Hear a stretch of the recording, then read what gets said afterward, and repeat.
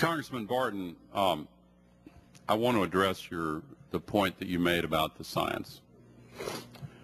I don't question your sincerity for one moment. And I don't question yours, so we're equal on that. Thank you. I believe that it's important to look at the sources of the science that we rely on.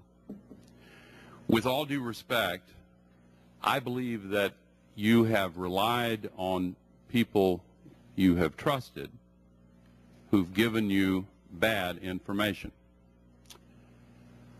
I don't blame the investors who trusted Bernie Madoff, but he gave them bad information. I've never talked to Bernie Madoff. I'm not saying that you have. But he gave them bad information and committed a massive fraud that ended up hurting most of all the people who trusted him. Senator Warner made reference in his opening statement to the story on the front page of the New York Times this morning. Absolutely incredible. The largest corporate carbon polluters in America, 14 years ago, asked their own people to conduct a review of all this science. And their own people told them what the international scientific community is saying is correct. There is no legitimate basis for denying it.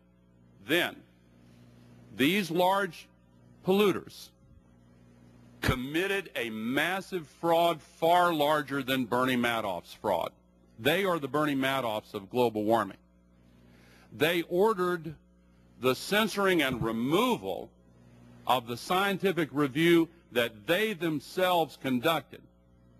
And like Bernie Madoff, they lied to the people who trusted them in order to make money. And the CEO of the largest, if I can just finish my response, Congressman. Look, I will stipulate that CO2 concentrations are going up. There's no debate about that. They're about 380 parts per million, and they're going to rise to in the neighborhood of 500 parts per million in the next 50 to 100 years. I'll stipulate that.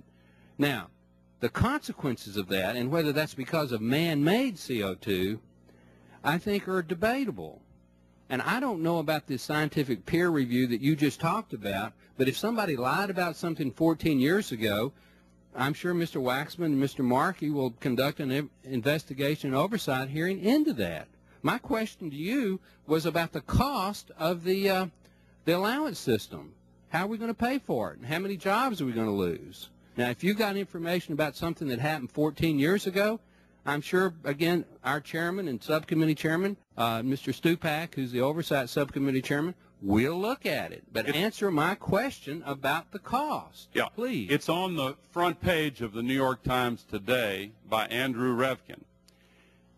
The leading corporate carbon polluters themselves conducted a review of this science and found that it's valid. And to the point you made a moment ago, they verified in their own studies that man-made global warming is raising temperatures and causing this crisis. Like Bernie Madoff, they lied about it in order to make money, and they themselves profited. The CEO of the largest got a one-time payment of $400 million. Now, again, those who have trusted them and believed them are due an apology. These corporations ought to apologize to the American people for conducting a massive fraud for the last 14 years.